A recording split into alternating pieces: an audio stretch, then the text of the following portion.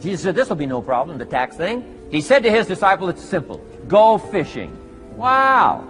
Now that was easy for this particular disciple. His name was Peter, and Peter was a fisherman. How clever. How clever. But here's the real problem. If you should fish, and you could fish, and you don't fish, you got no miracle. You could change, you should change, you won't change. That's called accumulated disaster. In 6 years, you'll be explaining instead of celebrating. Having some ragged list like I had, reasons for not doing well, pennies in my pocket. Could, should, don't, disaster.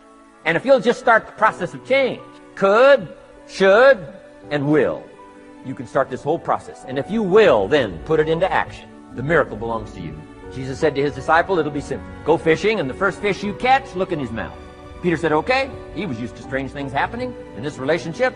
Peter goes fishing, catches the first fish, looks in his mouth. Guess what's in the fish's mouth? Coin. Peter says, wow, coins. Starts counting the value of these coins, and when he adds it up, guess how much it added up to? Exactly enough money to pay his taxes and Jesus' tax, which gives you Jesus' position on taxes. Now we call that what? A miracle. Only because we don't quite understand how it works. It doesn't mean it doesn't work. It simply means we don't quite understand how it works. Here's how you get a miracle going for your life. Number one, do what you can. Get a list of the stuff you could do and you haven't done, postpone, and start cleaning that up. You can't start at a better place for personal change. It'll affect your bank account, affect your future, affect your income, affect everything. You can't start a better life change process than cleaning up what you should be doing. The man says, well, my mother lives down in Florida.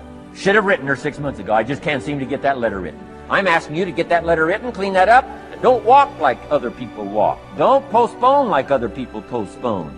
You say, well, is it as simple as writing a letter? And the answer is yes. Where else would you start for life change, personal change? You don't need a pink package to fall out of the sky. You don't need massive bombard, pre-conscious, subconscious. Practice channeling, find a 2,000-year gold guru. I mean, you don't need any of that stuff. Pass on all that. Kids are afraid of that stuff. Too much of it, you'll be out on a limb with Shirley. I mean, don't pass on all that stuff. This stuff's too easy. This stuff's too simple. It's called take action, number one, on neglect, on errors, in discipline. Number two, start setting up some disciplines. And if you'll do that, you'll perform a miracle. Now, here's the second. There is a scripture, Habakkuk 2:2.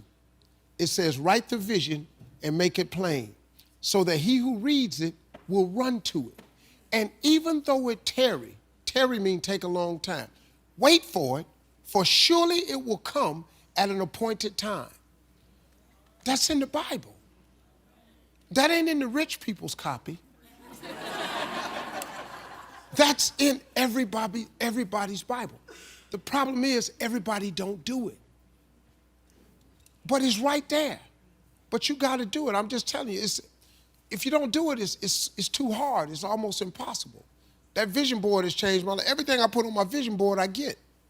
Everything. Now, you have to understand something. It's not going to come when you want it to come. It comes at an appointed time. That's the trick. But the appointed time is what throws people off.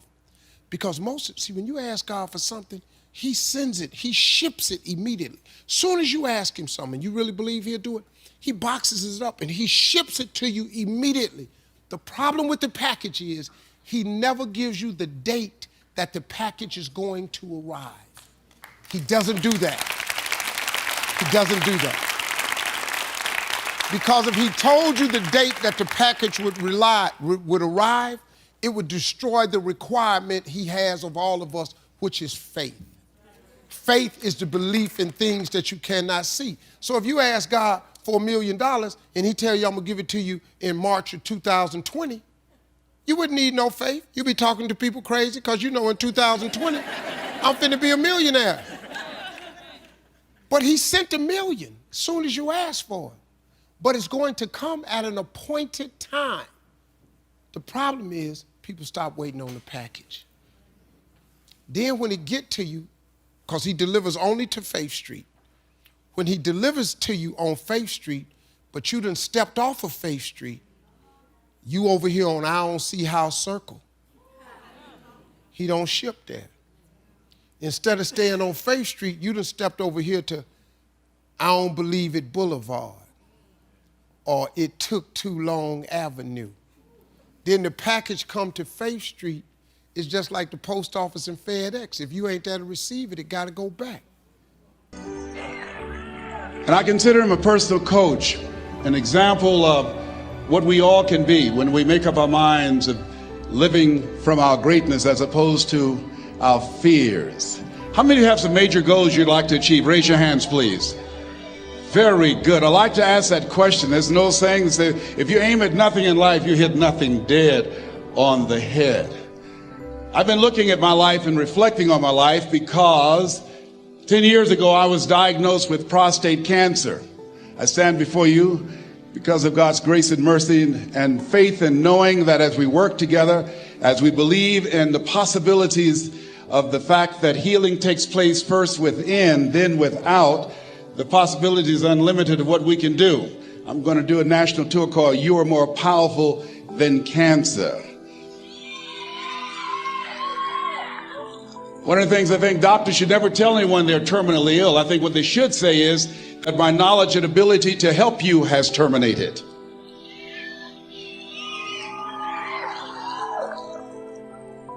My PSA 10 years ago was 110. As I stand before you, it's 270. 1 to 4 men, you know, that's normal. And PSA stands for prostate specific antigen, but to me, PSA stands for positively staying alive. I was reflecting on my life during the time when I received 238 radiation seed implants. And as I looked at my life, I asked myself a question. And I want to ask you a question. How many of you know if you had your life to live over again, you could have done more than what you've done thus far? Raise your hands, please.